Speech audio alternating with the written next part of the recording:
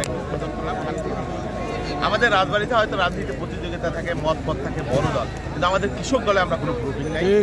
উনি vice president, আমরা ঐক্যবদ্ধভাবে প্রত্যেকটা ইউনিয়নে সারা দেশে চলছে, তার ধারাবাহিকতা রাজবাড়ি আজকে আমরা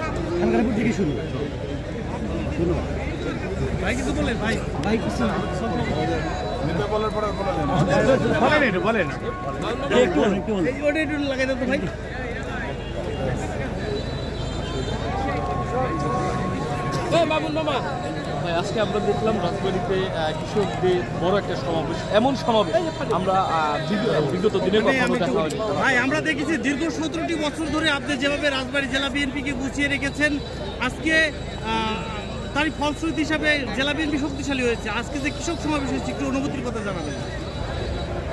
আসলে কৃষক দলের আমাদের কেন্দ্রীয় কৃষক দল, আমরা জানেন যে কৃষিবিদ হাসান জাভেদ এবং আমার পাশে দাঁড়িয়ে আছে, এখানে এখন জাতীয় নেতা, ঢাকা বিশ্ববিদ্যালয়ের নামকরণ নেতা, ছাত্র নেতা, উনি এখন কৃষক দলের কেন্দ্রীয় সংসদের সাধারণ সম্পাদক শহীদুল ইসলাম খান। আমাদের ভারপ্রাপ্ত চেয়ারম্যান এই কেন্দ্রীয় কৃষক দলকে নির্দেশনা দিয়েছেন যে 4,500 উপর আমাদের কৃষক এই ইউনিয়ন আছে, সেই ইউনিয়নগুলো কৃষক সমাবেশ করার জন্য, কৃষকদের সুসংগঠিত করার জন্য, কৃষকদের যে সমস্যা সেই সমস্যাগুলো চিহ্নিত করে একটা রিপোর্ট দেওয়া হবে। কী কারণে?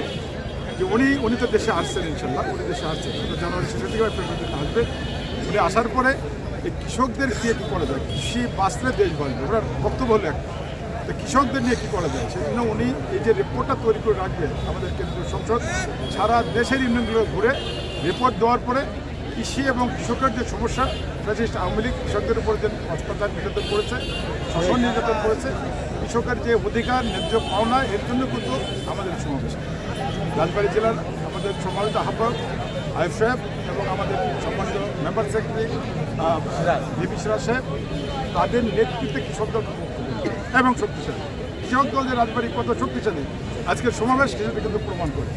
আমাদের আজকে 42 ইউনিয়নের ভিতরে আজকে প্রথম এই খানখানাপুর ইউনিয়ন দিয়ে শুরু হলো, আমার এখানে জন্মস্থান, যে কারণে আমি একটু খুশি যে এই মাপের নেতা, কেন্দ্রীয় নেতা আমি এখানে পেয়েছি। ফজল সাহেব আছেন ভাইস প্রেসিডেন্ট, আমাদের বাবুল সাহেব আছেন, কেন্দ্রীয় নেতৃবৃন্দ আছেন, ফরিদপুরের কৃষক দলের নেতৃবৃন্দ আছেন। আমরা কিন্তু চমৎকার একটা প্রোগ্রাম করলাম এই বিকালে।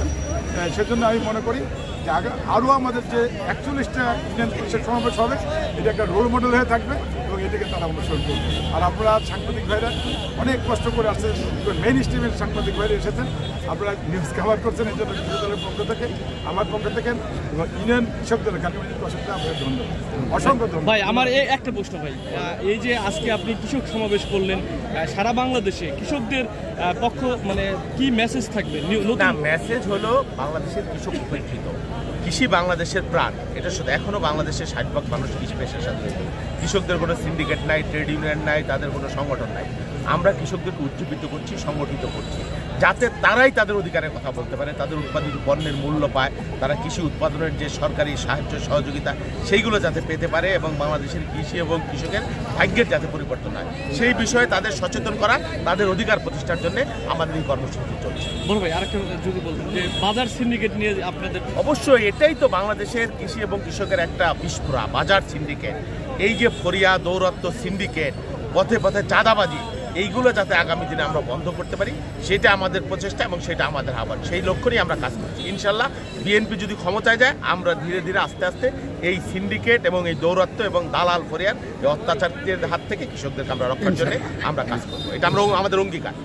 ধন্যবাদ।